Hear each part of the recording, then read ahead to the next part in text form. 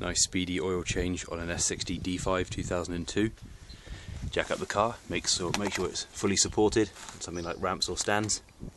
Now you need to unfasten all of the 12mm bolts that hold on the under tray, like this one. And do that for all of the others that you'll find holding this plastic under tray on.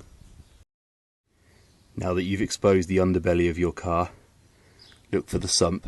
It's the big thing. On the back of it you'll find a nut. It's 17mm. Unfasten this nut. I've just pre-loosened mine in case you thought it was far too loose. Position a bowl beneath this nut. Bolt. Proceed to get oil down your arm as you do this. Excellent. Not too much oil. Let the oil drain. After you've got carcinogenic used engine oil all over your hands, put on some safety gloves to stop carcinogenic engine oil getting over your hands.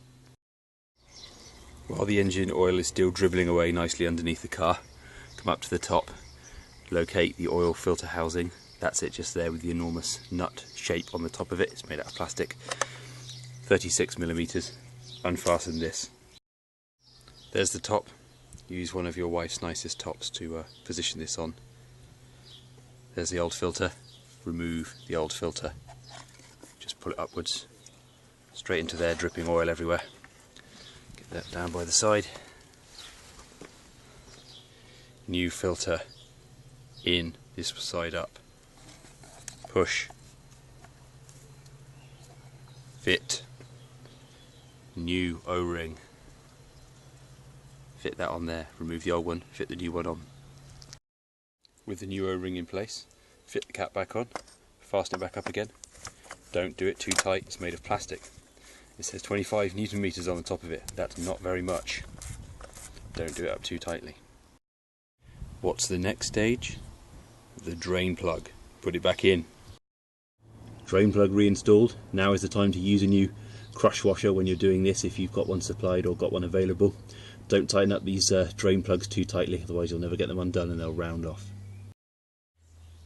This D5 engine takes 6.5 litres of oil including filter. I normally put in 6 and just see where it's at. It's normally fine with that because there's some left in the engine always. I'm choosing to use 5W40 for this. The recommended oil is a 0W30 or a 5W30 as well for this particular D5. Your D5 may be different.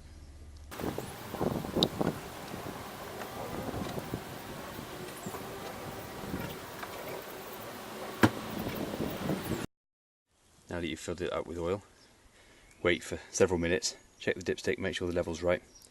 Turn on the engine, make sure that the oil pressure light, if it comes on, goes out again within a few seconds at most.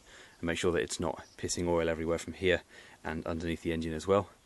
Don't forget to put on the cap, the oil cap as well once you're done. And the final thing is dispose of all of your oil down the drain. I mean at a recycling centre.